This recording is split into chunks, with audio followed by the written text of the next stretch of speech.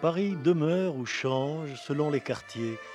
Il change mal, les bétons l'enlaidissent et le banalisent. Certains quartiers, en revanche, vieillissent bien pour la joie des artistes toujours présents et des touristes toujours plus nombreux. Il reste un art de vivre à dimension humaine, discrètement démodé, parisien, pas cosmopolite. La sainteté du roi Louis IX de France est contestée par quelques-uns. Pourtant, son île dans Paris, son île tout entière, reste un monument lié à son nom.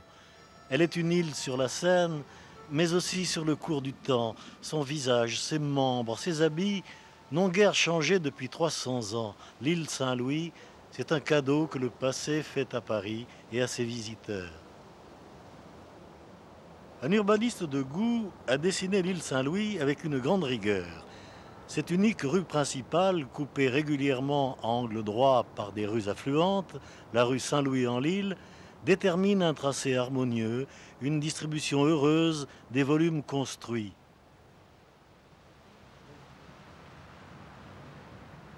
L'hôtel Cheniseau, bâti vers 1630, préfigure certains modèles de l'aristocratie ilienne. Nobles alors, grands bourgeois aujourd'hui, qui aménagent avec art, parfois avec goût, des appartements splendides, mais secrets. Autour d'eux, l'île Saint-Louis vit sa vie populaire, animée, pas très dorée. Bizarrement, les riches demeures disparaissent dans l'harmonie générale des habitations modestes, tant il est vrai que la forêt cache les arbres. Celui qui est né à Paris, disait Alexandre Dumas, a une rue pour pays natal. Dans l'île Saint-Louis, les vieux peuvent encore regarder autour d'eux sans décevoir leurs souvenirs d'enfants.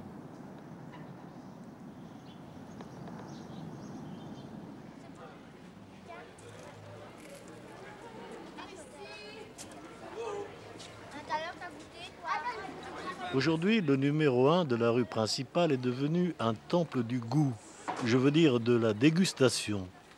Insulaires locaux, habitants de continents plus éloignés et même du lointain Paris, viennent ici attendre avec patience un plaisir céleste, une glace Bertillon. Publicité gratuite, méritée par la qualité de l'artisan. Les secrets appartements de l'île cachent leurs sièges signés Jacob et leurs commodes griffées Boulle. Le célèbre glacier donne son nom à des merveilles aussi périssables que mémorables. Monsieur Bertillon, comment avez-vous commencé ici? Incidemment, c'est-à-dire qu'en 1954, j'ai repris la succession de mes beaux-parents en tant que café-hôtel.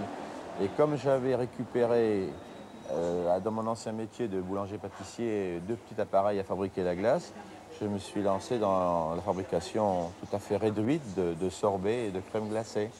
Et puis, au cours des années, ma production s'est développée.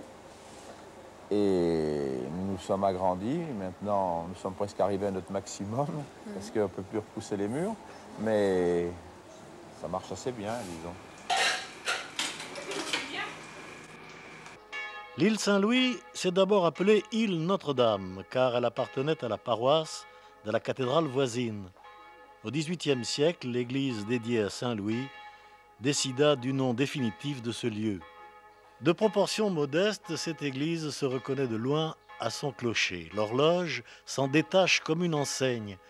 Elle ne présente aucun attrait architectural particulier et fut construite à l'alignement des immeubles pour éviter aux habitants de devoir quitter leur île pour aller à l'église sur d'autres rives. Les autorités ecclésiastiques de Notre-Dame ont longtemps refusé à l'île Saint-Louis l'autorisation de construire des ponts. Il s'agissait de protéger ainsi l'île de la Cité des crues et des inondations redoutables qui la ravageaient. C'est ici que vit Georges Moustaki, louisien depuis plus de 20 ans déjà. Paris, pour lui, c'est l'île Saint-Louis. Il y a longtemps que l'on zigzague, elle et moi, à travers Paris, tout doucement, sans faire de vagues, du point du jour à l'île Saint-Louis. Il y a longtemps et davantage qu'elle écoute mes rêveries, qu'elle me renvoie mon image. Quand je ne sais plus qui je suis, Je regarde passer la Seine sous le pont Marie. Je regarde passer la Seine.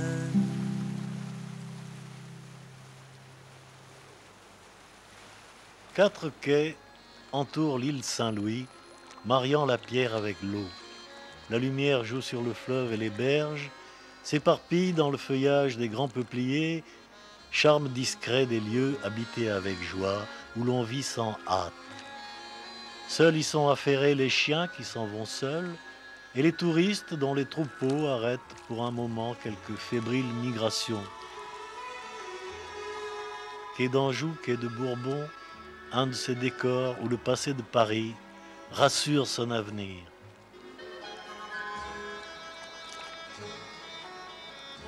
Pierre Vitou, journaliste et écrivain, habite précisément quai Bourbon. J'ai vu considérablement changer l'île Saint-Louis en toute une vie. Je l'ai vu parce que je suis né dans l'île Saint-Louis, je suis né dans l'appartement que j'habite toujours, et en remontant dans mes souvenirs d'enfance, je garde le souvenir d'un quartier de Paris un peu exceptionnel. C'était une petite province dans la grande ville, ou plutôt un petit village. À ce moment-là, l'île Saint-Louis était surtout habitée par des artisans, par des gens simples, et par quelques artistes et hommes de lettres qui avaient été séduits par le calme de ces quais très ombragés, car il y avait de magnifiques peupliers qui, baignant leurs pieds dans l'eau, donnaient une ombre sur tout le pourtour de l'île. On les a coupés, puis on les a replantés. Mais il me semble que l'ombre de ces peupliers de mon enfance était encore plus fournie, plus dense et plus agréable qu'aujourd'hui.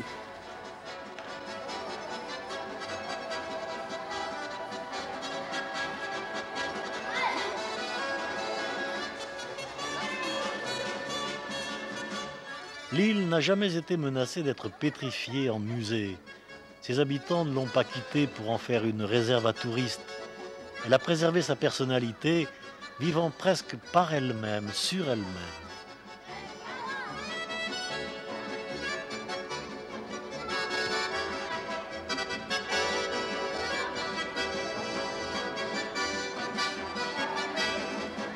La rue centrale définit l'espace intérieur de l'île Saint-Louis. Elle traverse le monde insulaire du Levant au Ponant, comme tracé à la règle, sans détour, artère qui bat. L'ouest et l'est de l'île diffèrent entre eux. L'est montre une réserve tout aristocratique. L'ouest, au contraire, c'est le ventre de l'île. Le ventre de Paris, les halles, étaient hier encore toutes proches. Elles ont essaimé ici, commerce et boutiques.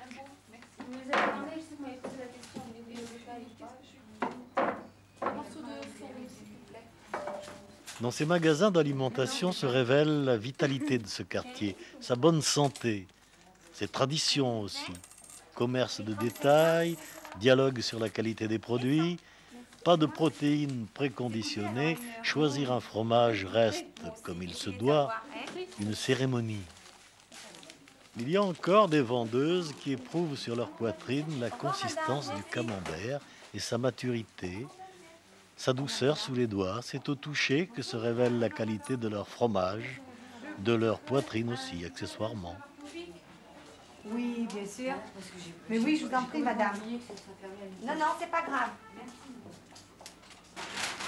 Le célèbre bien manger français, disparu ailleurs, célèbre encore ses rites dans ce lieu préservé. Paris est pour des millions d'individus la patrie de leur choix. Des immigrés du monde entier y ont trouvé refuge. On ne peut imaginer l'île Saint-Louis sans ces immigrés polonais.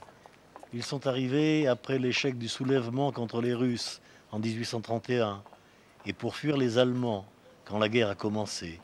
Ils sont restés là. L'île de la Cité est une poupe de vaisseau, l'île Saint-Louis une proue. Le pont Marie reste le lien le plus ancien. Il relie à la terre ferme la petite île dédiée à Saint-Louis. Aux yeux de nombre de Louisiens, l'île pourrait très bien subsister sans communication avec Paris. Le rêve de quelques privilégiés est d'y vivre dans un isolement de bon ton. Quelques snobs nouveaux venus y sont apparus. Le snobisme, en effet, et la prétention en ont fait un des lieux les plus chers de France.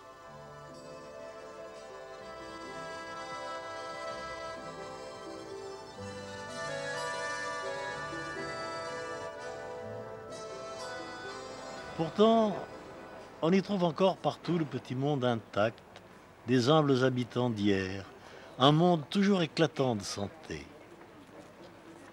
Au pain de sucre, une vitrine décorée de colliers de sucre candi et de toutes sortes de sucres de couleurs variées, tendres et chatoyants. Voilà, 100 grammes. Très bien.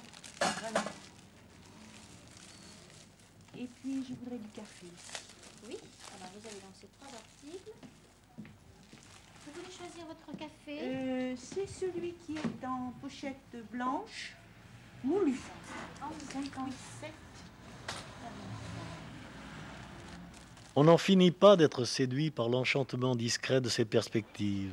L'île Saint-Louis, ses quais, ses recoins, certaines qualités de silence, certains mystères aussi dont l'évidence se mérite. Balzac comparait l'île Saint-Louis à Venise. Venise peut en être fière. Pourtant, les roues et les machines du progrès cernent ce lieu, en menacent les privilèges. Vieil amoureux de l'île, Georges Moustaki s'inquiète de l'avenir. Oui, un genre de chose qui a changé, c'est peut-être un détail, mais c'était très important. Il y a quelques années, il y avait un restaurant où tout le monde allait. C'était pas cher du tout, c'était très bon. La patronne et la serveuse étaient des personnages très populaires parmi les gens de l'île. Et tout le monde se réunissait, on voyait aussi bien des maçons que des artistes, que des ministres, que des hommes d'affaires. Et il y avait donc un moment de la journée où toute l'île Saint-Louis, enfin une sorte de représentation des individus qui vivaient à l'île Saint-Louis, se rencontraient pour manger, ils se parlaient ou ils ne se parlaient pas, mais enfin ils se connaissaient. Ce genre de restaurant est devenu maintenant des restaurants plus touristiques et personne n'y va. Ça fait que les gens de l'île Saint-Louis restent chez eux ou bien vont dans des cafés en dehors. À part la brasserie de l'île Saint-Louis qui est au fond et qui reste un lieu nocturne surtout, qui fait le même usage, où on peut encore se rencontrer, il n'y a pas de lieu où les gens se rencontrent pour bavarder, pour jouer aux échecs, pour boire un verre ensemble. Et ça a beaucoup séparé les gens, ça les a cloisonnés. Alors, chacun a trouvé son petit univers et il n'y a plus ces rencontres. C'est une chose qui manque beaucoup. On ne dira jamais assez l'importance sociologique des bistrots et de leur importance. Et je pense d'ailleurs, c'est une chose qui m'a frappé quand j'étais à Berlin, c'est la profusion de cafés et des cafés qui sont très beaux. On a envie de s'asseoir, là, puis 10 minutes après de changer parce qu'on a envie d'être partout. L'île Saint-Louis, il y avait des endroits comme ça où il y avait un climat de rencontre et ce climat n'existe plus.